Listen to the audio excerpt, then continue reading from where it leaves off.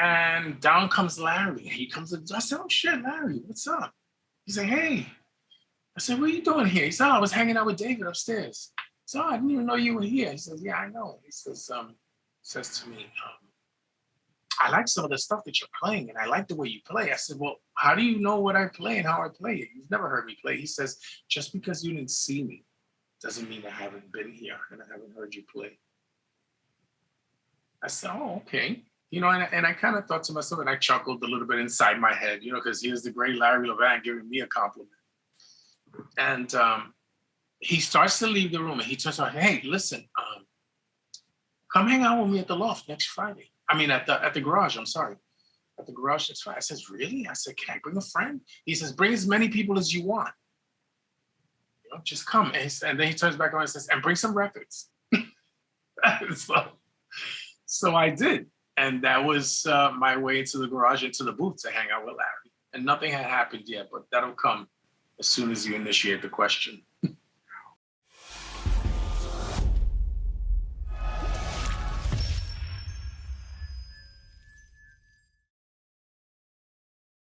Today is Sunday, March 14th, 2021. Who are we speaking with? Hey, man. Victor Rosado. What's going on? So, who is Victor Rosado for people that don't know? Wow. Son of Puerto Rican parents that worked very hard. New York City. Came from Puerto Rico. That's my background. I just grew up simple life. I grew up in the projects. Still have a couple of close friends that I'm still friends with after 40 years. Kat Ayala is one of those people, and I saw her show. It was incredible. Thank you. And I still keep some close friends, people that I have, you know, things in common with. The rest you have to let fall by the wayside, so to speak, and you just continue. I had to forge my way, I guess, to find my path through whatever made it more bearable to live through whatever dysfunctionality surrounded me, you know, right? Every family has a little dysfunctionality. Some is fun. Some you got to find a way to deal with and find other distractions so that you can get by. And I did that, which is what brought me to dancing and music. Before we get into that, where were you born and where do you live now? I was born in New York City in St. Luke's Hospital, which the division was called Women's Hospital, on Amsterdam and 114th. I live in Fort Lauderdale, Florida now. And what made you make that transition from New York? I was going through some trying times, you know, for me mentally, as far as, you know, just not understanding what was happening with the scene. And I was getting tiresome of it. I had stopped going out for years and I'm still in New York. I just got tired. I needed a new break, a new start, fresh. I have been in my relationship for quite a few years and we just said, you know what, let's make a clean break. And also I wanted to give my mother a fresh start because my son was young at the time and my mother was helping me raise him and she was getting older. So I said, you know, let me go and make a fresh start and then I can bring her down and give her, you know, a better life than, because the projects were rough and my mom was already in her late 70s, even though she had great energy. But I said, you know what, she's done so much work for us and raised 5 kids alone. It's time for me to try to, you know, give something back, you know, and she just did so much. I said, this is what I want to do. So I did it. That's awesome. Oh, so you moved your mom and your son to Florida too? Yeah, I not only moved my mom and my son, I sold all my equipment, everything that I had to be able to afford to make the move properly. And I started over again. So when I got here to Florida, I had music, but I had no equipment. I had nothing. I built everything up again within a 5-year period. I just, you know. So that's the magic though, because I think that when things are meant to be, they're going to happen no matter what gets in your way. And it'll just, music eventually finds you again. And it's what's happened to me. I think it's part of it's just part of the whole picture that I belong in. You know what I mean? I'm a fixture in this picture and it found me again and here I am, you know? Love that. You mentioned Kat Ayala. When did you first meet Kat? Kat's mom, Daisy, and my mom went to Columbia University together. to become teachers at that time at Teachers College. That's how they met. One worked in a school on 104th. My mom worked on 102nd. And then, you know, we met. She lived across the street from me. We saw each other. She used to have a softball team. And I used to hang out and watch them play and help them out whenever I could. And also we went to junior high together. So we've been friends since junior high. Wow. Which junior high school? Booker T. And then how did you first meet Steve Martinez? Steve Martinez, I met during my club years, maybe 1978, at a club called the Infernos on 19th off 5th Avenue. Nice.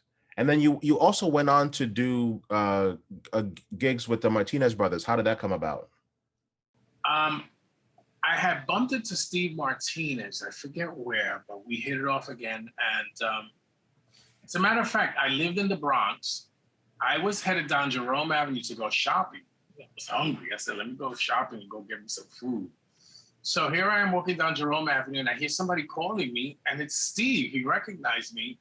He said, oh shit, what's going on? Da, da, da, da. And we got together, we started talking. He says, oh, you play music and my sons love, they're really fans of yours. They want to meet you. I said, do you think we can meet? And I said, sure, no problem. So we went and we met them and I saw that they had a lot of talent. So I wanted to include them, to help them and support them. And then Steve suggested that we do a party. I said, Steve, at the time I'm not really feeling doing a party. I was still feeling, the setback from everything, all the negativity and stuff that had happened over the years to the music scene. So then he convinced me. I said, okay, let's do it. I said, then, we'll have the kids open up to give them some exposure and some experience. So that's what we did. And subsequently, other people came, I believe, to hear them play. And that's what launched the whole thing. Oh, wow. Mm-hmm. Yeah. They were very talented kids. Very, very talented, extremely. So let's go back to the beginning. Did you grow up in a musical household? There was always music. There were no musicians, but my mom always, every week, she would get paid and she would go and buy a couple of albums, Latin, bolero, which is slow music, salsa. Back then in the 60s, there was something called Boogaloo, which was like Pete Rodriguez and all those early guys. And also my grandmother's home, there was always music around me. My brothers and sisters played music. It was just always there. And then when did you make the transition from, so you grew up with music. Talk to us about your first clubbing experiences. Well, my first clubbing experiences, first, let me just say, the way I made the break from going out to house parties, which is my first exposure, really, I say, wow, look at this, it's people dancing, the low lights, the music, the sound system. I would go to house parties, but I had quite a time getting away from my mom, so to speak, because she was very strict. She would wait for me behind the door, and I thought I'd be sneaking in, and all of a sudden, she'd turn on the lights, and she'd be sitting there in the chair and beat my ass with the belt. But I said, I said to myself, when she's going to beat me if I'm late, I might as well be really late because I'm going to get beat the same way. So I said, let me just be late. And I had to have friends come over and ask, oh, man, could you let him go out? We're going to go out together. And then she started getting a little more easier. So then I told her, I thought I was doing the smart thing. I said, Mom, it's more dangerous if I come home and it's still dark. What if I come home when it's getting daylight? It's safer. She said, oh, don't even try that shit. Where do you think I was born yesterday? But then she said, okay, we're going to try this, but you have to go with friends that live in the neighborhood where I feel that you're close. I said, okay, cool. So we made the transition from house parties to going to clubs. First club I went to was right out of junior high school. It was called the Spotlight in the Bronx on Fordham Road, Edgar Allan Poe, right by Edgar Allan Poe House in Fordham, or was it Poe Park, actually. Edgar Allan Poe's cottage was sat at one end of this park, and it was on a hill, so they had the club called the Spotlight there, and that was the first time I believe 76, 70, yeah, late 76. So that was my first club. And then I said, okay, the Bronx, it was very nice. But then some of the people that told me, hey, you gotta go to Manhattan. That's where it's at, Manhattan. So then I went, afterwards, I went to a couple of gay clubs because they weren't so restrictive when it comes to the age. They wanted cute, young Spanish boys to be in the clubs, the gay clubs. So they figured it would attract other people to come to the club because there's cute, young gay guys.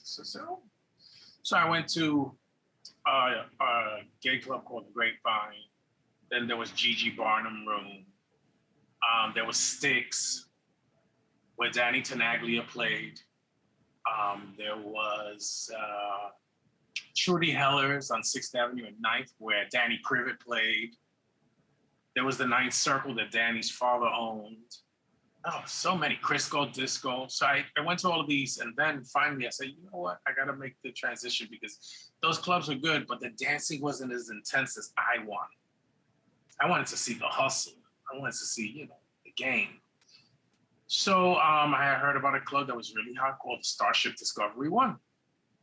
So from my house, there was only 3 stops on the train, 1 local stop and 2 express stops to Times Square. So I snuck out of my house on a Wednesday and I went to Starship. And they let me in because I was always tall. And I was like, wow, look at this, 3 floors. 1 floor was like a cabaret, first floor. Second floor was the huge dance floor. And the 3rd floor was a theater with these chairs that were like eggs. And you would close yourself in and it had speakers on the inside. So 2 people could be inside 1 egg, making out, doing all those kind of things. They're watching the movie, but they really weren't watching the movie. They were making a movie. So that was a good thing. That was Starship. And then from there, we just ventured out to different places, with friends. And the one thing about music back then is that you never heard the same music in the club that you heard on the radio. Never, ever, ever. Certain DJs had access to certain things and you had to really work to get those records back then, So that was my first experience truly into a club, house parties and all of that. I really, it was astonishing. For me, it opened up a whole new world. And then if you got to pick one memory as to when you realized you wanted to become a DJ, what was that moment? I always wanted to play music because remember, I'm a dancer first. And I figured, wow, I always thought, I says, what, as a dancer, what would make me move on the floor? And that's how I think as a DJ. So the minute I realized that, I says, you know what? I got to put this music together because I have mentally what it takes to put together music that makes people want to dance and move because of the way the rhythm is or the way it makes the body feel, because it's all a language. When you're dancing, it's an expression, a physical, spiritual expression of how you feel through your body language, expressing yourself. And music is an expression of emotion, same thing. They go hand in hand. And I figure, the other thing that goes hand in hand with music and dancing is food, because you need food to get energy. You need energy to dance. And it all goes hand in hand, which is why a combination like the Garage and the Loft had those 3 combinations. And it made it work, where regular commercial clubs just had people, drugs, and alcohol. 2 negatives and 1 positive. Where if you have 3 positives like food, good music, and dancing, if 1 bad element got in there, okay, but it was outweighed by the good. You know what I mean? So that's how I looked at it. And that was my first initial movement towards playing music, because I wanted to feel good and I wanted to make other people feel good that wanted to dance. I wanted to make their journey as easy as possible. Let's go back to your childhood. Is it true that you used to bring a portable record player to Central Park swimming pool. Tell us about that story, please. I used to spend my allowance on 45s all the time because back then it was just 45s. The 12-inch hadn't been issued yet. So I used to take my 45s, and we used to have these holders that you put the 45 in. It looked like with a twister at the top that would lock it in. So I would take my little portable, it wasn't Fisher Price or anything, but it was like a small little portable record player, and I would take it to 110th Street Pool when I would go, and they had bleachers, and I would sit up there and play my records while everybody was in the pool splashing around, play my records. That's what I did. I sat on the bleachers and played music. Everybody always knew me. Oh, there you go. He's got the music. But it wasn't really loud. It was just like if he sat next to me, you could hear it, or maybe 10 feet away, but that was the extent of it. It wasn't anything incredible. But I would take it to Central Park all the time. One little stack of records and my little portable. That was me all the time. Do you remember how old you were? About 10, 11. Wow. I lived across the street from Central Park up the block, so it was my backyard. Mm-hmm. I love that story, by the way. I think that's fantastic. And it's also, in a way, foreshadowing of your illustrious career as a DJ. What is the Loft? The Loft essentially started out to be a rent party, a way to a means. David, he was an orphan. I don't know if you know that. He was an orphan in Utica, New York, and he made his way to the big city, which is one of the reasons why his theme song, and he loves a song by War called City, Country, City, because it makes the transition with him from the country to the city and back. So he would come down to the city and party, and then he realized that he just, at 20, I believe, he made the transition to New York. He lived in the Loft in Soho, which was very cheap back then and affordable because nobody wanted to live down there. It was just, it was a dark, dirty neighborhood. And he essentially was going through the transition of finding himself, the transformation from dysfunctionality, like I told you before, of where we all come from at one extent or the other, to finding himself and finding purpose in what he wanted to do and what he wanted to contribute to the world. So in order to find himself in the time that it took, he came up with a concept to do rent parties and invite friends. And he had this loft that he lived in. So he gathered some money that he had and he bought a sound system. He bought a pair of Clipshaws, which is what's behind me, behind this painting here. It's a Clipshaw double stack. And he bought 2 turntables, a small mixer that was basically built for him by Alex Rosner. And he had furnishings like church pews and stuff that he, I guess, collected from antique stores that were very affordable, couch and stuff. He would make punch. He would make a couple of snacks, chips and stuff. And he started a rent party. And it became very popular because there was nothing of that sort back then. And it was private.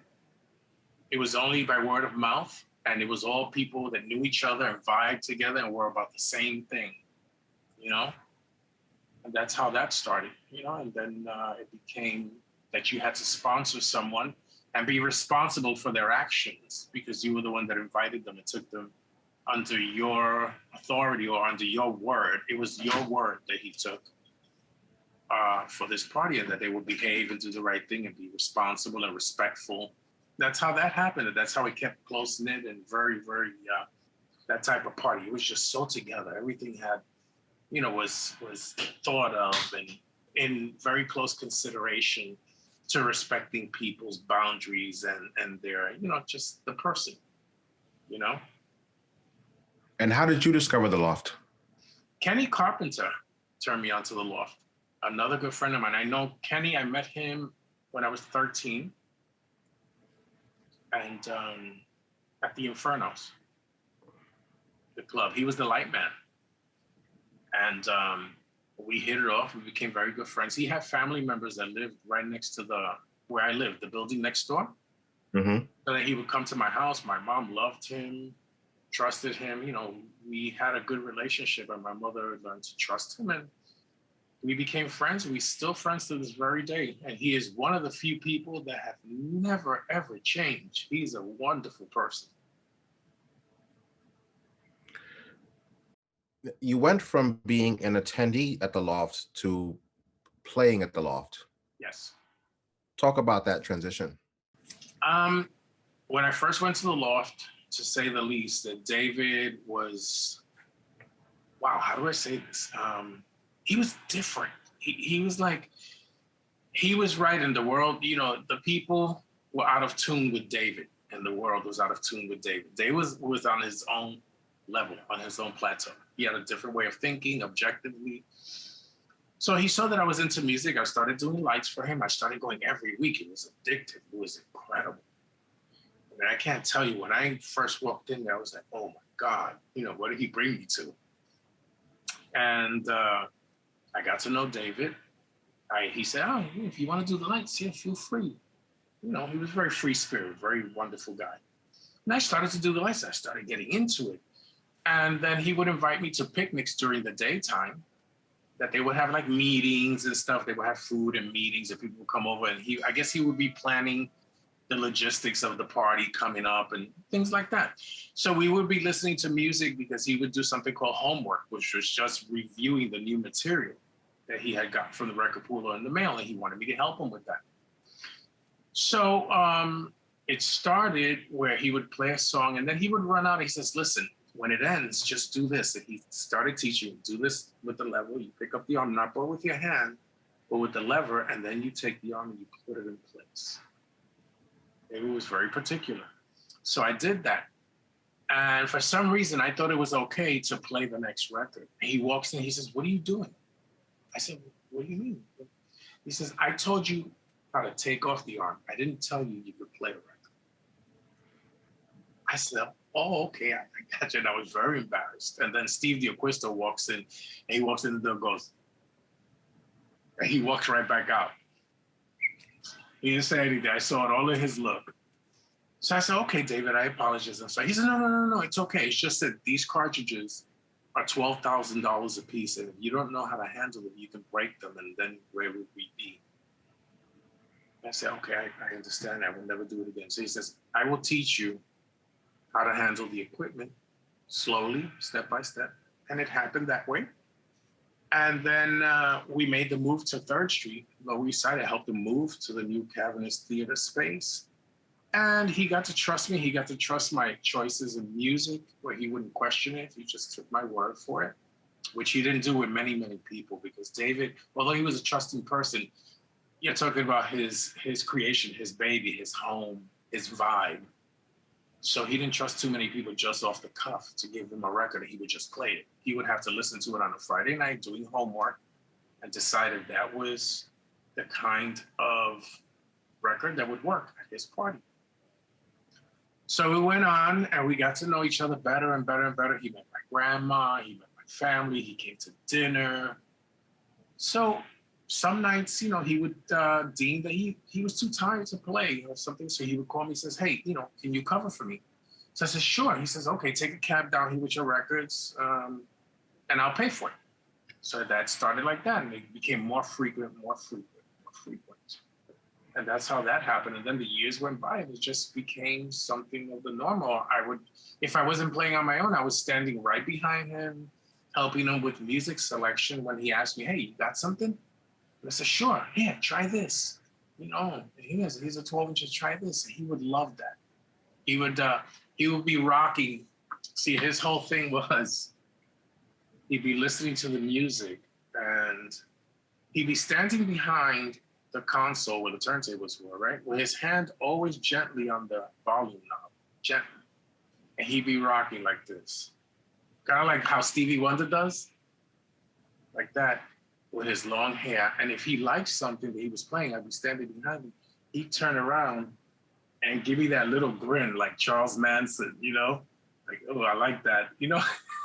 He'd turn around and he was very particular. He was very, kind of like a weird scientific genius type of thing, you know? And then he would actually say, "You got something else?" And that's how we rolled. That's how it was. It was exciting. And we just got very intimate and talked a lot. He was like a father, very, very nice, very misunderstood because people don't want to believe that people can think differently and still be good. Everything is not what you cut it out to be. It's not in the mold. David's outside the mold, But he was very interesting concepts and the way he thought. He taught me a lot. He allowed me to learn a lot. And I respect that to this day. You mentioned moving to 3rd Street. It moved to 3rd Street from what location? 99 Prince. Gotcha. In Soho, yeah. Describe the dancing at the Loft. Jesus. There is no describing the dancing at the Loft. It was just it was freedom of motion to describe. It was freedom of expression. There was one guy that used to dress like an Indian and have bells on his legs and his arms, and he'd just be shaking and jingling and shaking and jingling and shaking all fucking night. Like, and kind of like a tomahawk, yeah, all over the dance floor. Then there was a guy that used to wear bowling shoes in one other corner and dance and like slide across the floor like he was the bowling ball into the pins. There was another guy doing dimes. There was just people that danced really slow motion where you wondered what record were they dancing to. Everybody was doing their own thing. And it was like nobody cared. Everybody respected everybody, had their own space. They didn't bother. And then you had the downstairs, which was a whole other breed. Downstairs, they were going for broke. I mean, they were doing combinations, flips, jumping over each other. I mean, it was like if it was a choreographed Broadway show. It was like Cirque du Soleil and fucking Barnum and Bailey Circus rolled into one. With a little bit of Alvin Ailey. I mean, that's how serious that was down there. And it was some serious stuff going on down there. I mean, dancing, they took their dancing serious. So it was like do or die, And downstairs also they had the refreshments, the food. And he had, what amazed me was when I first went, I went downstairs to check my coat. And it was a rack that went around like in the dry cleaners on a motor. And they will give you a ticket for your coat. But it was very well done, very, very. The bathrooms were downstairs. Underneath the stairs, when you walk in from the street level, you have to walk up like 6 flights, and the stairs had those Art Deco glass blocks embedded into the concrete that you step on, and right underneath that were the stalls for the bathroom. So when you looked up, you could see people walking into the club above you. Yeah, that's how that was. It was a beautiful place, beautiful room. Sound was. I can't even tell you, the sound blew me away. To this day, I haven't heard a room like that. What made the sound so special? Acoustics, sound treatment, the cartridges, everything played a role. The speakers, the turntables, the isolation where the vibration wouldn't affect the turntables, because the booth was like a window, right? And then the window had beams at the top. So it was like an L, like this, down, square, up, and out on both sides.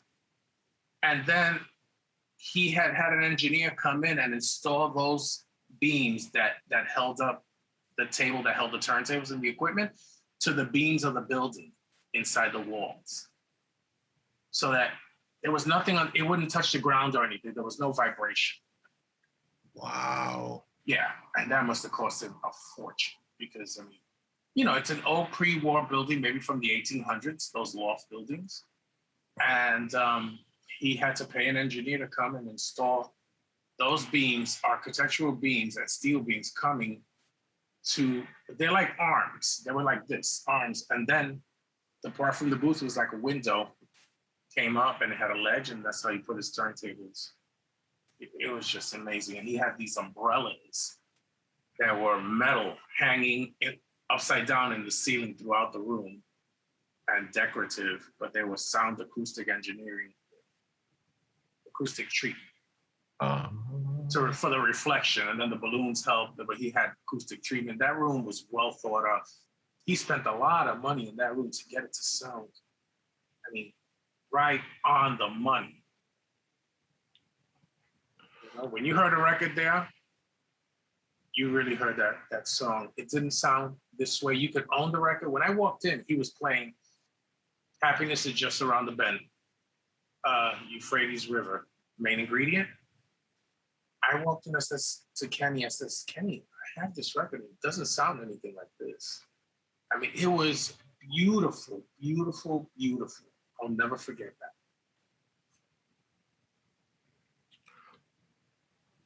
What made the Loft unique? The concept of respect, the concept that you can go there and just let your hair down, that you wouldn't be judged.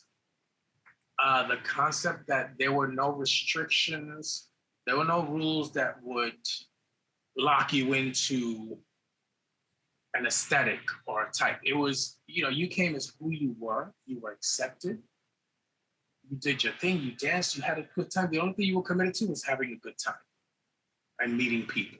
That's it. There were no rules except for respect one another, respect his home, and have a good time. That was it. Very simple concept. And these are things that you're taught when you're a child. Respect others, respect me, respect your home, and have a good time. It's just like now with the pandemic. How many times do your parents tell you, wash your hands?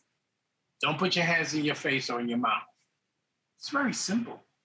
You know, life is very simple. You just apply these simple things and they will serve you throughout your life if you really look at it. But people make such a big deal of it. You know, you gotta look at things at face value sometimes. Would the Loft work in today's environment? I think it would work for a select few, but I think it would catch on because those of us that were tired of the things that happen in clubs these days or the lack of would probably deviate and look for something different. And I think the Loft had all those elements to offer, you know? It was so carefree. Who doesn't want to be carefree in the world that we live in today, especially? I think more than yesterday, because yesterday was a choice because you had choices, but today there are no choices. So if something's offered that's gonna ultimately benefit you to being yourself and being free and just being happy, who wouldn't take that, right? Who wouldn't? What is the gallery? The gallery. Well, first of all, the gallery was before my time. I never got to go. But it was, from what I understand, and the people that I have met that are products of the gallery, it had a little of David's concept with a little commercialism behind it, you know, just like all the other clubs that came after and since, you know, and because you can't have the Loft everywhere you go. You can have, you know, they take a little piece of this and then they try to reinvent the wheel and they add a little something. But Nicci was and always has been an innovative pioneer in the scene. I mean, not to say that we wouldn't have Larry or Frankie without Nicci, but they definitely wouldn't have been the people that they were without Nicci's influence and without David's influence. So it's like, you know, taking the torch and passing it on, you know, and not lost in translation, but, you know, every time you tell a story and a different person tells it, it changes a little along the journey, trying to keep the original, but it changes a little, and it's only natural because not everybody tells the story the same way. And they, you know, certain aspects of it are prone to change. It's only natural. So it's the same thing with the club scenes and with the clubs that evolved, but still great, just different. The Garage was incredible. Just, it was like the Loft on steroids. You know, because Larry's a product of David and Nicci. He just, as he came on later, more things were available, more concepts became known and adaptable. And, you know, it's inevitable that the evolution of things unfold. And then you either stay behind and just do a copy of something, or you take that and you make what you think are improvements or things that'll make your place unique or a step up. not disrespectfully, but just, in a different way. You got to move forward. And if not, we all still be driving DeSoto's, right? Which brings me to my next question. What is the Paradise Garage? Paradise Garage. Again, the Loft on steroids in every way possible. Originally, the garage, from what I understand, was supposed to be designed by Alex Rosner, which helped David with his sound system at the Loft. But from what I understand, it would have taken too many Clipshawn speakers to fill that cavernous space. So then there was a young engineer that was making his way up, and he had worked with Larry at Reed Street and Gold Street, the clubs that came before the garage. So he said, well, we have a big space. Let's build bigger speakers. So he started designing bigger things. Larry got involved, and they decided to do it differently, bigger, and that's what happened. Creating a new sound. It was great sound. It was clear. It just, you see the Loft, when you describe the Loft, it's like looking at a piece of Swarovski crystal. It's beautiful, it's bright, it shines, the quality is clear, like a glass of water. Where the garage was more like, how would I say? The glass ball in Times Square, when the ball drops New Year's, it's beautiful, it's clear, it's crystal, but it's big and it's massive. And anything that's that massive takes on a different characteristic because it's just so big. It needs, it sets a whole other set of rules and things that come along with that terminology, with the space. It's a whole other ballgame. Not bad, just different. That's the most I can say, because it was an incredible sound system. It's just, it's a little beyond the concept that David created. It's more, but then again, given the space, you needed more to fill it. And if the experience was going to heighten in the process of evolution, musically and club-wise, in the culture, it had to be big. Just had to be, And there's been no other sound systems, a little close Ministry of Sound, but not quite. The garage was very thought out.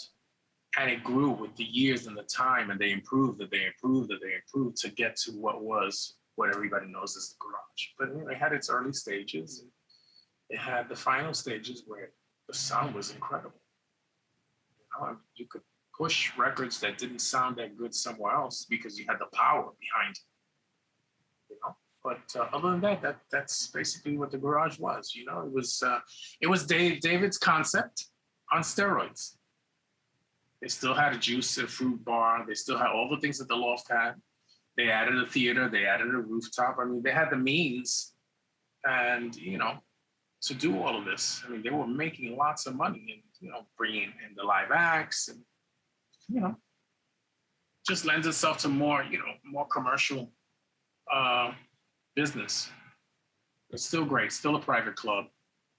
Again, David's concept, private membership, Larry was great, though. Larry's a great DJ. How did you discover the Loft? The Paradise Garage. I had met a friend of mine, and he invited me, but I couldn't get in. And I remember Noel telling me, listen, I'm sorry, you can't get in, you're young, and you don't have a membership, and you're not here with somebody you know. So then the week after, a friend of mine contacted me that had a membership. He said, come on, let's go, I'll take you. So yeah, I tried, So when I went in with him, that was the first time I kind of looked around. I was like, wow, this place is huge. And I danced in a corner. My friend danced the hustle, and it's funny. We started to dance on the dance floor, and here comes Joey Llanos. My first encounter with Joey Llanos. He taps me on the shoulder. He says, hey. I said, what? What's up? He says, you can't do that dance here. You can't dance the hustle here. I said, well, why not? It's a club, isn't it? He said, yeah, but we don't allow that here. He said, Larry sent me to tell you that you can't dance the hustle here. So we stopped. And that was my first encounter with Joey Llanos, the head of security. Wow. First encounter. And then after that, I went on and off. Whenever my friend went, I went. It was great. One day working at 3rd Street at the Loft, David had a room above the space. In other words, when you came into the Loft, it was a theater. So you had the mezzanine, and then you know how in a theater you would have a wall and doors that opened up into the theater so that you wouldn't get disturbed by the doors opening to the street. So in the mezzanine, there were stairs going up to David's private apartment, right by the bathrooms. So if somebody came in, you wouldn't know who it was unless you were out there. And if the music was on, you couldn't hear it. So here I am, doing homework on a Friday night. David's upstairs resting. I'm just going through the records that we received.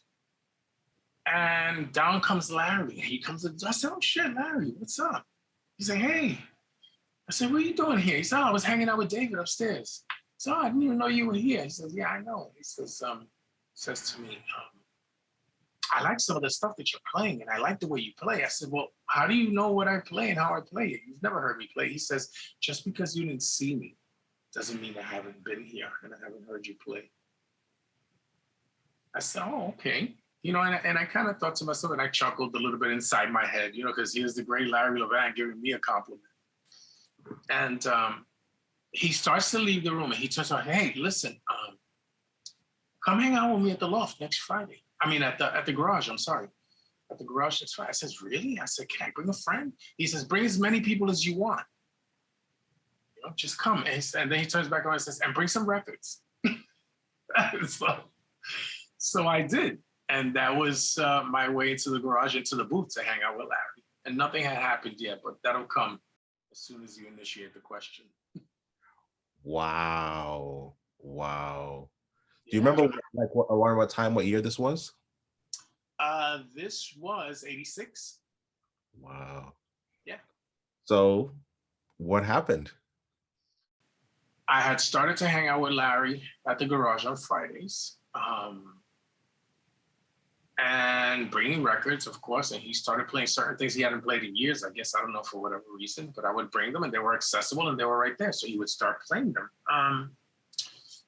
We had several conversations, and he says, listen, Victor, let me ask you something. Why do you play music? I said, well, Larry, I don't know what to tell you, but it's so much a part of me, it's in me, I can't separate myself from the music. I would do anything to play music. It's in, I feel like it's in my blood. It makes me feel good, and I can't find that satisfaction anywhere else. So he raised his eyebrow. He went about doing whatever Larry did. And he says, have you played much in class? I says, no. He says, well, I said, I would play for free if I had to, because it brings me that much pleasure. He says, really? I says, yeah, but in this field, you have to make money because you can't let people take advantage of you. I said, no, but I'm just saying that I would do it for free because it brings me that much joy. So I said, okay. So then the week after that was his birthday, which is July 20th. Mine is July 23rd, 3 days after. So he says, listen, I'm having a birthday party. I want you to come and I want you to bring records. Bring like 2 or 3 crates of records. So I said, okay.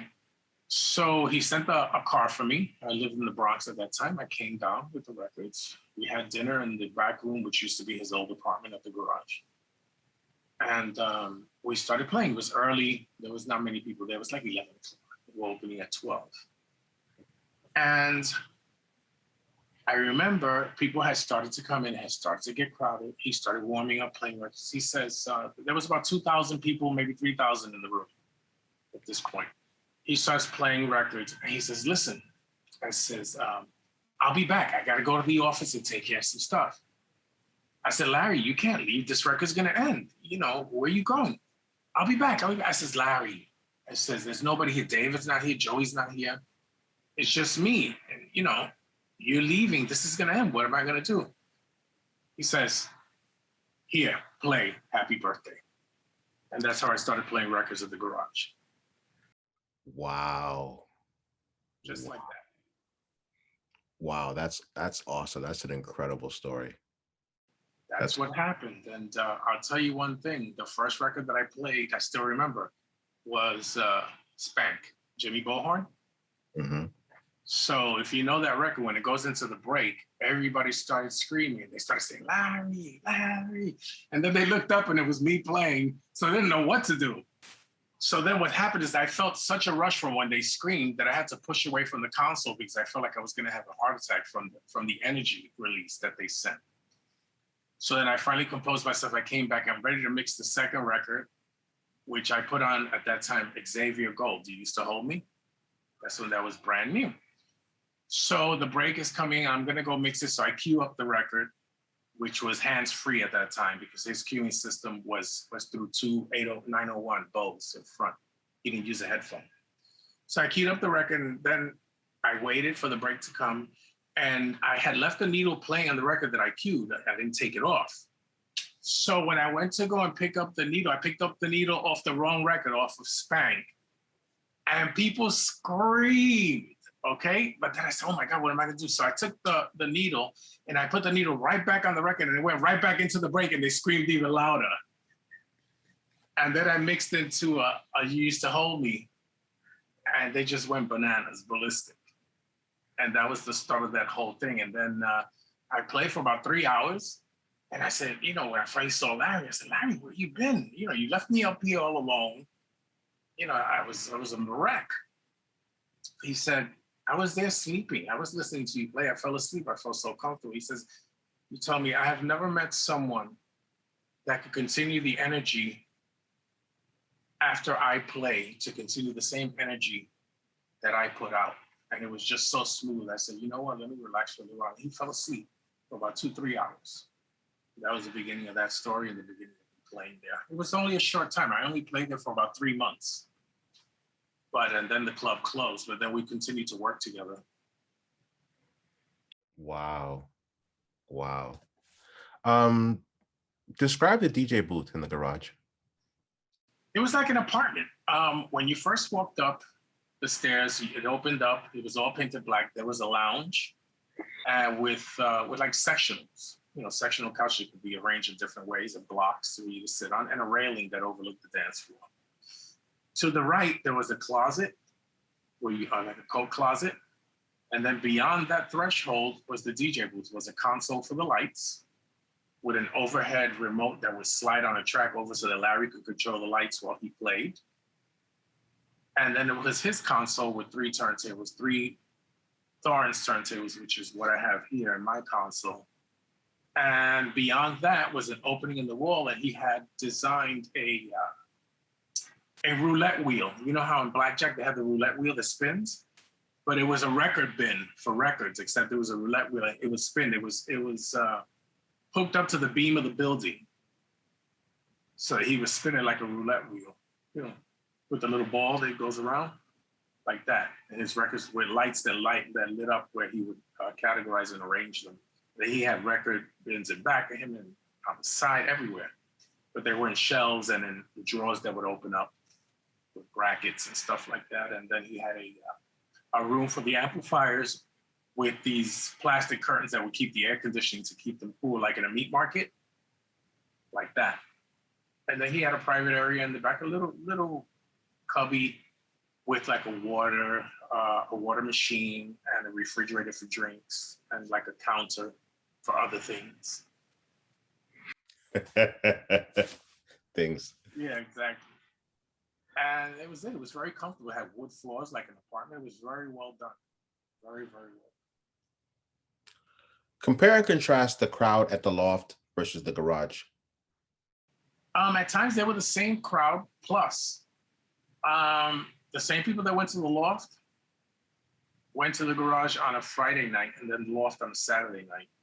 And then you had the pour over, which were hardcore people that just wanted to party in an atmosphere like the garage, a little more, how do you call it?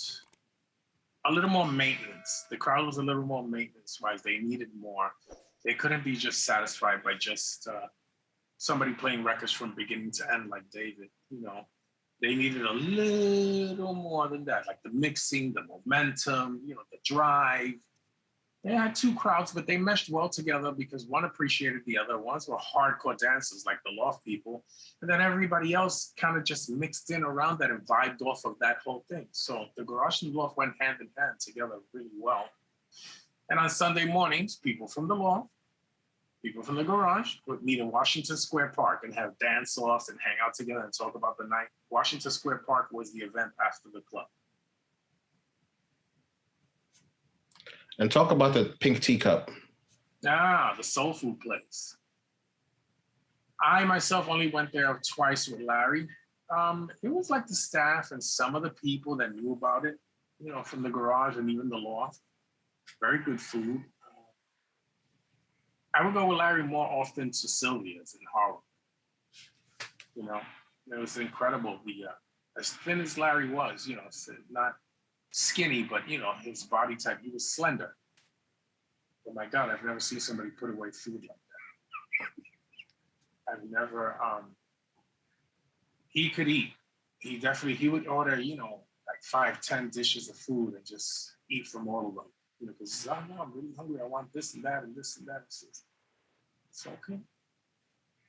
His mother was an incredible cook as well. Oh my gosh, she would bring food down to the club sometimes. He was definitely spoiled when it came to his mom. But who isn't? Who did you meet first, Larry, Nicciano, or Mike Brody, and what was that like? Nicciano, Larry, and Mike Brody at the same time as Larry because he was the owner of the club. He was always there. Yeah, he was a very nice man. Very, very nice.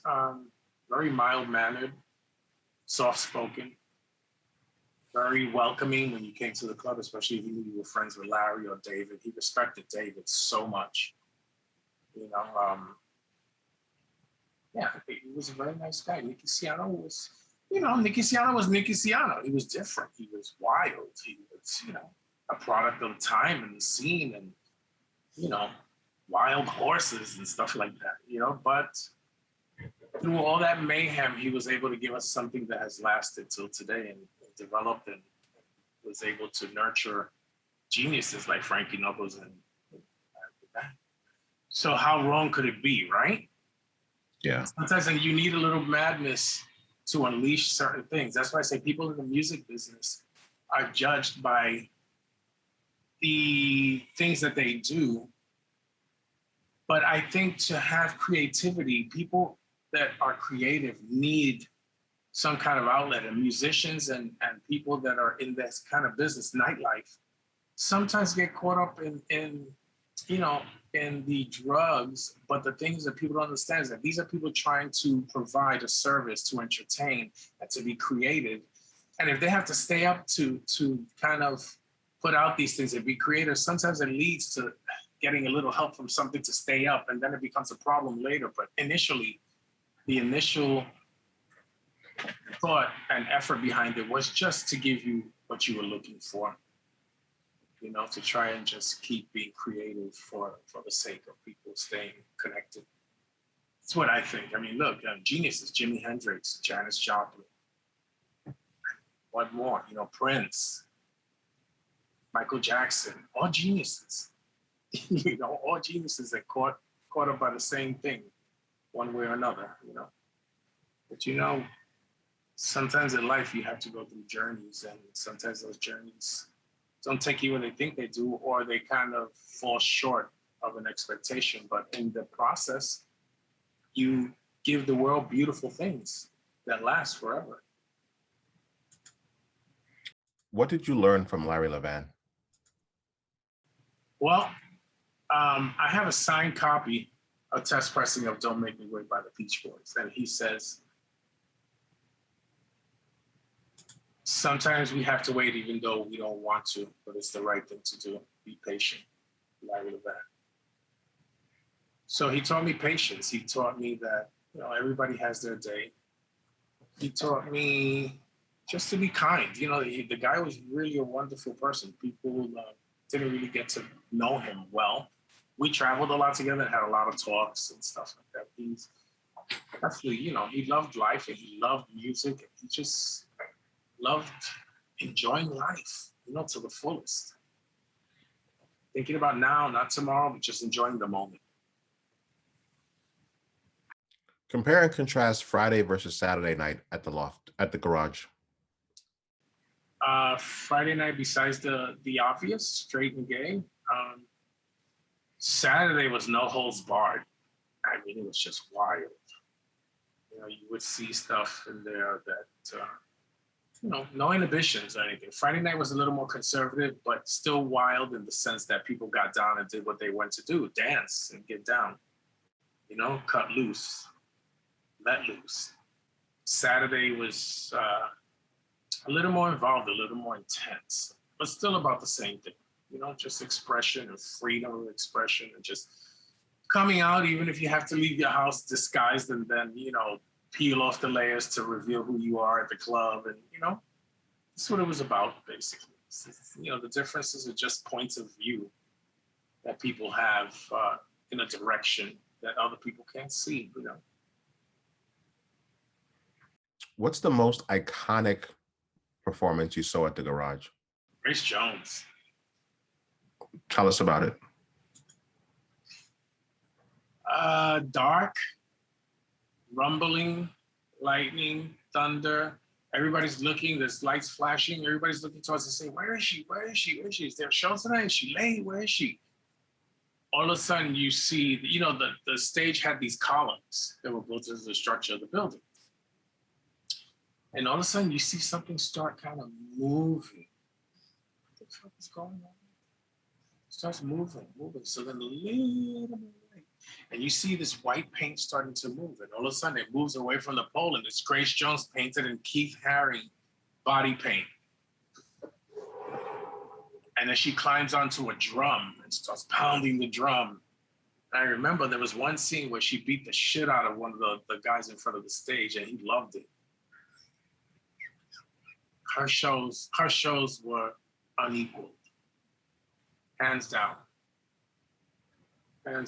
Grace Jones. I mean, she just did some shit. Keith Haring would do the artwork and paint. He painted a whole background like a whole painting, and she was just part of the painting. And he would fit her in by painting over her body to be part of the back wall. And then when she would start moving, and then she had day glow jewelry, like bras made out of day glow jewelry that would glow in the dark when they turn on the purple light. By David Spada. He was the artist that did that. He has passed on since then. But yeah, he used to go to the garage as well. Really, really incredible shows, man. What artistry. And the sound was always on point. They had one of the guys that worked for a rock band. He was the sound engineer for the shows. Always great, always. Let's talk about DJing. I want to delve into that for a little bit. Do you remember the first record you bought? One of the first records I bought. I can tell you the first three. Mm-hmm. I Love Supreme by Milton Hamilton, Crystallized. Inside America, Juggy Murray Jones. And Disco Juice by Patrick Adams.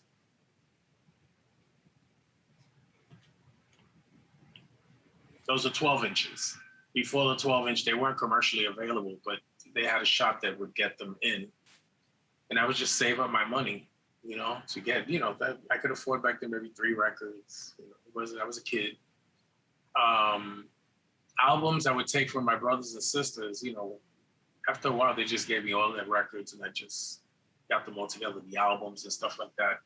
Jungle Fever as a 45, but 12 inches, those 3 12 inches. But I was buying records from the Osmonds, Puppy Love and Do It Baby, The Miracles, and Jungle Fever, and Shame, Shame, Shame, Shirley and Company. Yeah, from early on. 45s were like 35 cents.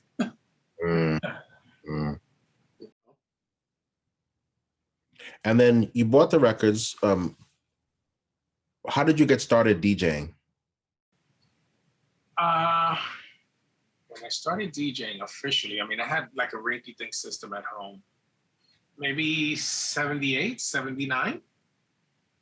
And what happened was that after I met David, and I loved the sound and the quality of the sound, and I got to know who Mark Levinson was, which is the sound designer that designed the amplifiers that he had.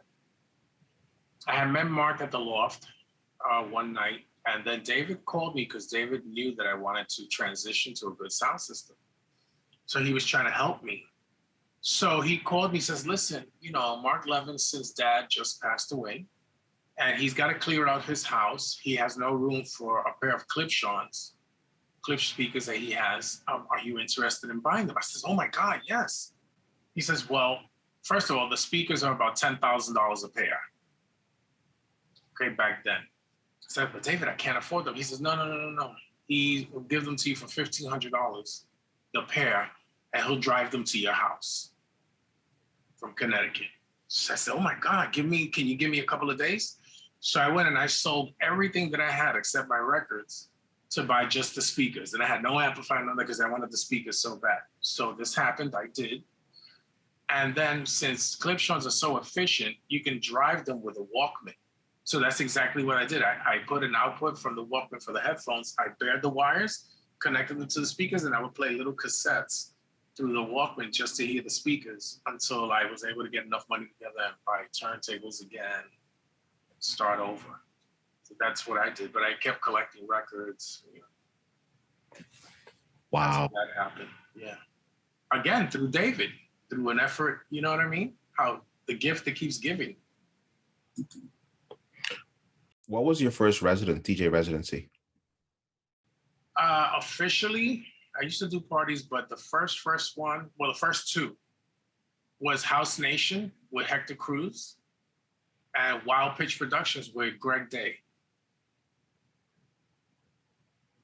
Even Louis Vega was a guest at some of those parties back then.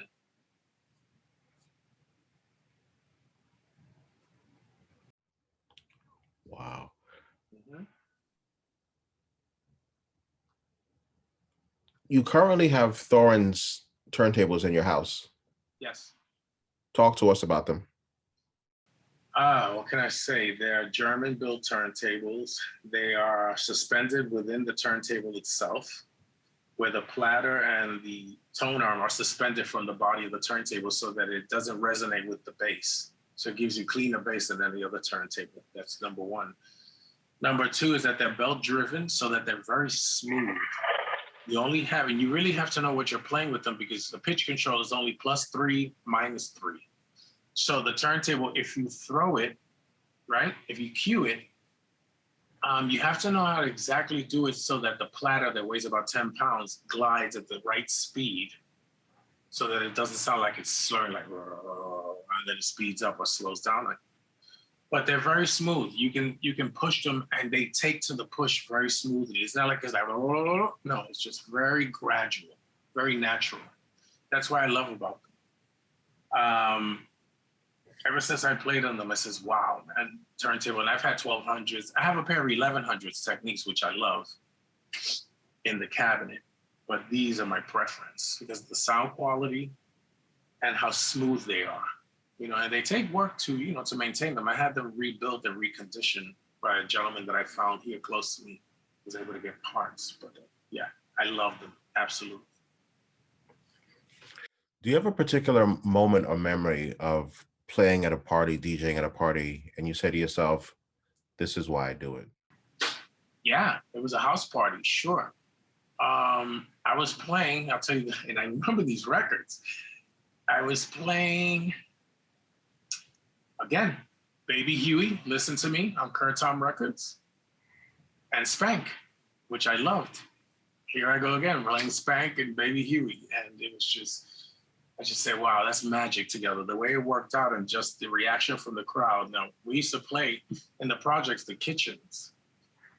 It was the stove and the sink in one long stretch. So what we would do is we would take the doors off the hinges, the closet doors in one of the bedrooms, and we would take off the doorknob to make it flat, and we would lay it across the stove and the sink and make that the turntable counter and the mixer counter on top of there in the kitchen to play from the kitchen in the projects, and then just wire out the living room. sound of the speakers. So yeah, this is what happened. And this living room was huge. It was one of the bigger apartments. Had about 100 people in there in an apartment living room. It was packed. Walls are sweating and everything. Which project was this again? Frederick Douglass. Frederick Douglass, got you. Let's talk about mentoring. How important was it for you to be mentored? Well, very important because examples and vehicles are very important to me, especially from people that already have gone through it, that see the success. I trust them because they have already been through the cycle of, you know, sometimes making mistakes or sometimes having the experience on maybe what not to do. I know that in life, a lot of times people, like they say, youth is wasted on the young. Well, I try to be the person that kind of listens a little bit, not always, because we're all creatures of habit. You know, and sometimes we have to go through something to learn from it. But from these people, I kind of took like, hey, you know, this is a rough business. It's cutthroat. Let me listen to what their experience has been so that I can try to avoid those, you know, walking those narrows. So it was important for them to guide me. And then, you know, of course, meeting people through them that they already knew kind of made it a little easier to transition, you know, into the business, you know, record companies, product, just knowing people, you know, T. Scott, Larry, Walter Gibbons, many, many more, you know, I mean, it's very important because it's like being part of a family, like a collective. You all share music, you all playing some stuff, you all inspire, you're playing it this week, I get the information from you, I play it next week, and we all share. That's the way it used to be, you know, especially amongst our community. But now it's changed. A lot of things are digital. It's really hard, you know, unless you're really good friends with somebody or you have to like stay on top of things, which is a little difficult, but nothing's, you know, everything's work, nothing's easy. So you got to put in the time. But it's just, before it used to be a little more fun, the process, you know, and experiences that went with it, you know, just things. It was fun. It was really, really a lot of fun. How do you view mentoring younger DJs? I haven't mentored a lot of people. I mean, a lot of people said that I have, but not me directly as far as, you know, like having contact with them. I've mentored them in a way where I've had a lot of people like Will Milton and maybe Mr. V. They used to come and hear me play at an early stage in the early days, and they said they got inspired by some of the stuff that they heard and me playing. Louis also came to hear me play at a place called Renegades many, many years ago.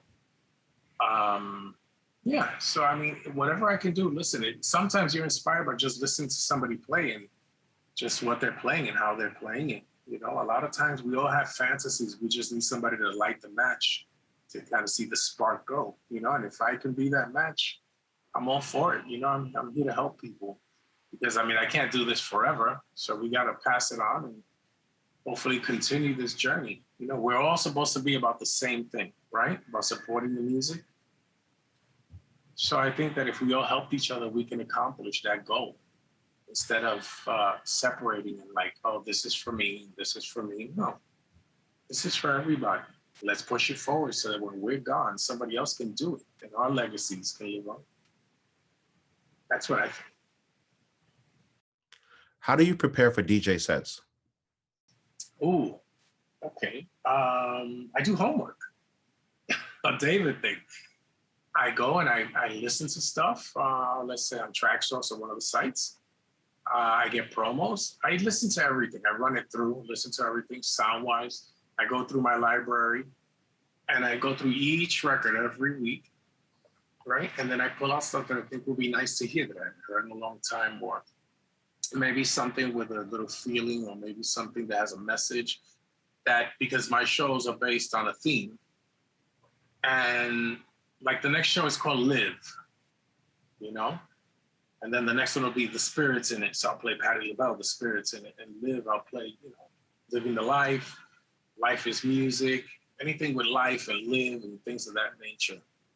You know, so that's how I get motivated to play certain records, things that have messages that guide us towards the theme of the party and the feel of what I'm trying to convey. Messages, it's the most important thing. I don't care about the mix, the message. You know? want to talk into your ear. What is your intention when you DJ? To reach people, to touch people, to open their minds, to maybe have them fantasize about something that they ordinarily wouldn't be able to, how do you call it, to visualize. You know, sometimes you need a push. You know, sometimes you're thinking about something and somebody plays something, it's like, oh, wow, I was just thinking about that. You ever happen to you? You're thinking about something, all of a sudden somebody plays, you're like, oh, wow, he read my mind. That's a good thing, you know? I always try to reach people. The whole thing is about making them understand and making them feel what you're feeling or what you're trying to say. And a lot of times I get that in the chat room. I'll play something and say, oh, I hear you. I feel exactly like that, you know? As a matter of fact, the other week, I was playing a sexually overtoned song, right? And Kat comes out and tells somebody that it was responding to the overtone of the song. Kat says, hey, this is the family show. You know, because he said he had started to take off his clothes, that he was going to be naked in a minute. And she says, hey, why do you keep saying that? This is a family show. You know? It killed me the whole show. You're one of a select few DJs that have had the good fortune of traveling and playing around the world. Talk to us about what it's like to play at the Panorama Bar in Berlin and Club Yellow in Japan. Oh, wow. Panorama Bar. First time in Berlin, cavernous club. The club has like 3 or 4 clubs within one building that used to be a power station. It was a lot of fun because I got to play what I play in New York, you know, and I did like a disco set and they just went for it. They were very, very receptive, which is always a good thing. And I didn't have to do that learning curve thing. You know, I just went right into what I do and played like if I was home, you know, like an old disco set for people that I already knew. And these were young people and they were really appreciating and digging it. The unfortunate thing is that a lot of times when you play overseas, they don't allow you the time that you need to really take a journey. You know, and I like to play long hours, at least 4 or 5 hours, so that I can, you know, get to where I'm going so I can make a statement. A lot of times when you have to rush it, it's kind of hard and, you know, it's challenging. But it was a great party panorama. They were very receptive. People were very grateful, which I appreciate. And it was a beautiful city. The club was amazing. It really was. Not so much in lights and stuff, just the vibe, because it wasn't a big light show thing. The main room was, but that looked like, you know, there was water coming out of the walls and stuff, out of pipes, things like that any minute. So it kind of scared me. But the room I was in, the bar area, was beautiful. It was really great. As far as Yellow in Japan, I did the opening for that. It was amazing. It looked like a spaceship inside. It had a lot of really innovative things, but they hired me also to bring over Thorn's turntables that I had bought in the States for them and to ship them there. Koetsu cartridges, which are very expensive, what David used at the Loft. They're called a moving coil cartridge, and I brought over the Yuri mixer for them. So I brought over all this equipment. I did some installation work for them. I not only got paid to install the stuff, but also to play. And on that first trip, Larry was in Japan and he came over and played with me. I have pictures I can share with you from that night. Oh. So, no, it was amazing. People, let me tell you, the Japanese are some of the most receptive, open, kind-hearted people there are, especially when it comes to music. They're like sponges. Really, they really appreciate it. And I feel like I can just be myself. I didn't have to alter again. They knew what they were getting. They knew what they were buying. They knew the whole package. And it was great. And they couldn't be more attentive. It was like any little thing that you need, they were there for you. You know? So it was a great experience. The only complaint that I had from other clubs that weren't designed by me was that when I first played some of the clubs in Japan, the consoles were too low because they're short. So I had to bend. And by the end of the night, my back was shot. I couldn't even walk. And then they got hip to it. I said, listen, you guys got to make it at least in between my height and their height so that I don't have to suffer so much because my back is killing me. You know, and then they finally got the thing they learned, they adapted. So that was good. But Japan has some amazing clubs. I played at the club in Japan called the Barna Crossing in Kyushu. And this club was designed on the outside, it looked like a ship, like a big, gigantic ship, but it was a building. And you walk in through like a gangplank, and it had like a side door that opened up made out of wood. And the inside of the thing looked like a ship, period. But really beautiful, fancy, like one of those ocean liners. Beautiful, beautiful place. There's some amazing, amazing clubs there. You know? Really beautiful. Japan, they do a lot of really great work. How important is a DJ residency in establishing one's career? I mean, when this whole thing was making a statement and becoming, you know, the culture, yeah, I thought it was important. But I think the important thing for me is just playing for people, entertaining. That's the most important. You know, it's not the status of having a residency. I mean, okay, that's cool. But that can be boring too, week after week after week. You know, I like change. And as long as I'm entertaining people and playing music, I really don't care if it's here and then there and somewhere else. I like change. I don't mind it. So for me, it's not important. For someone else, probably is. But I'm not that kind of person. I like it. Listen, I'm so happy playing at home for the past year for people that, you know, are in this pandemic that are otherwise, for a better word, stranded by the whole situation. So I guess I have a residency in my own house. I live here and I'm a resident DJ, right? But other than that, I don't mind traveling. I don't mind doing different places, different things. You know, it's all a part of what you need to do. The ultimate goal for a DJ is to entertain and to take people away on a journey, to make them forget their problems, even if for just a little while, temporarily. Make them happy, make them forget, make them dream. You know, make them have illusions, whatever it takes. That's my job. When you look back at your DJ career, do you have a particular moment where you look back with pride and say, you know, I love it. I love this. The traveling. You know, I look at it, every experience is worthy of the feeling of gratefulness. I'm grateful. And every experience, even the experience here at home, I'm grateful that I'm able to still do it. I'm grateful when about 2 years ago, I had surgery. I couldn't even stand for 20 minutes. So here I am now, a year later, a year and a half later, standing for 7-8 hours playing. So I'm grateful that I'm able to give back even through my own pain, to be able to bring peace and love and just harmony to other people in need. And this is my thing. I don't get paid for anything, but I have pleasure, a really true pleasure internally in my soul that I'm able to give to others, to make them dance, to make them happy. That makes me happy. You know, it's what I'm here for. It's my calling. So every experience, although different, still wonderful. You know, you have to look at everything from a different perspective. And sometimes even bad things have a positive side. You know, you got to learn from them. What was the surgery? What happened? I just had some issues going on, but I'm good now, you know, internally, but I'm good now. My back, I am good to go, you know. Let's talk about remixes. You remixed a bunch of folks, including Nina Kravitz, etc. What's your approach to remixes, and how do you know when it's done? Well, that's a funny thing. A lot of times you have to know when to walk away from something, because you can keep changing something forever. And based on time and perspective, you know, yeah, you mixed it last week and then this week you have another idea, and you can keep changing it forever. You have to be able to walk away from something and say, you know what, I did a good job. It is what it is.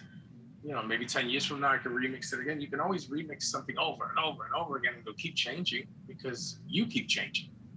So you have to know when to walk away from something.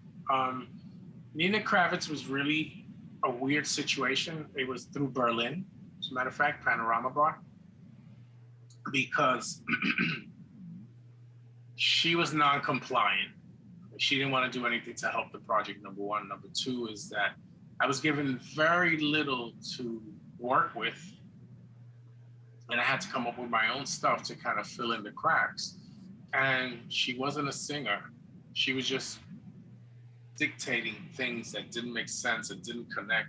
So I kind of had to think of a way to make it work, you know, where usually you have a singer, they lay down a track, they have vocals. She was just like, taxi, taxi. Like, do you really want a taxi? You know, you ain't gonna get one in New York like that, you know? Bitch, you want a taxi? Call it, you know? Pull up that skirt. You know, you ain't gonna get a taxi here like that. You're gonna get hit by a taxi.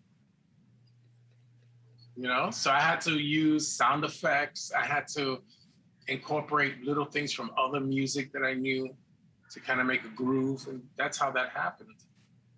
You know, it was weird. I mean, it was just like a patch job, you know, when you take like an old raggedy doll and, you know, you patch up the eye, you put a button, you know what I mean? A zipper on the lip. It was that kind of thing. Meanwhile, she made a lot of money from the records and the remixes because she had a whole tour based on it. You know, so it's like, it is what it is. You know, I learned the remixing thing from sitting with Tom Moulton for 6 years at his house. Just trial and error. Still, I'm gonna get back to it soon. I have to get a new computer and a new whole Pro Tools setup to start doing it now that I have time. I was consumed with my mom's care for 8 years, so that took precedence and, you know, priority over everything. What's next for Victor Rosado? Man, I want to do a barn dance. I swear to you, I want to get a property with a barn and set it up and just do parties.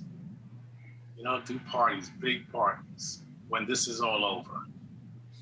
You know, outdoors. I don't want anything indoors. I want everything outdoors, fresh air. You know, I'm done with the four-wall thing.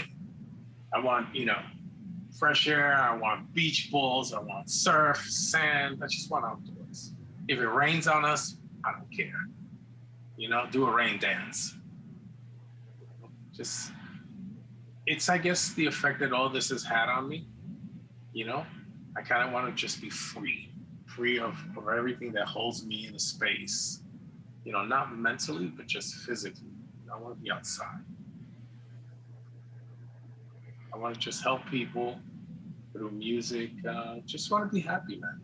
That's it. I want to live whatever I have left in life, being happy, helping others if I can, and, you know, doing what I was meant to do, music.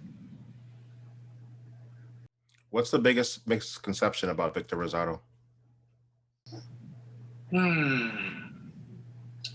I'm a troublemaker. Being a troublemaker and speaking your mind are totally two different things. The problem is people making the judgment, are they the ones with the problem because they can't take honesty at face value? I was taught that honesty is the best policy, that the truth will set you free. So I don't know if it offends certain people, or they just can't look at themselves in the mirror. You know, they say the devil never likes to look at his own reflection. So I don't know. Am I a troublemaker? No, I speak my mind. I don't see any other way. That's how I was taught. And, you know, that being said, can I mention something? Please do. I have a situation I want to share with everyone. When I worked with Larry after the garage closed, you know, everybody knows he had lost his record collection. And we were working at The Choice, which was the Loft on 3rd Street when Richard Vasquez rented it from David, and it became the Club The Choice with Joe Llanos. So I worked with Larry. So when Larry lost his record collection, I said, you know, I got plenty of records. We're working together. He needs to have records. So I said to myself, let me go buy a trunk at a thrift shop and fill it with copies from my collection of records that Larry is expected to play, known to play, and he always plays out of habit, and people expect him to do so.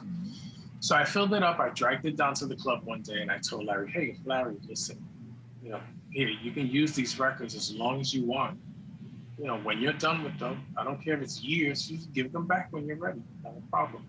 So soon after, him and Francois Kevorkian went on tour to Japan. And when they came back, Larry went into the hospital and passed away, as you all know. So Francois has appropriated these trunk of records that belong to me with about 300 records. I, out of respect, let time go by because, you know, if somebody dies, it's not appropriate for you to say, hey, where's my, you know. So I let time go by. It's been almost 30 years and I haven't been able to reclaim my records from Mr. Kevorkian. He says that they're for a museum that was never built in 30 years.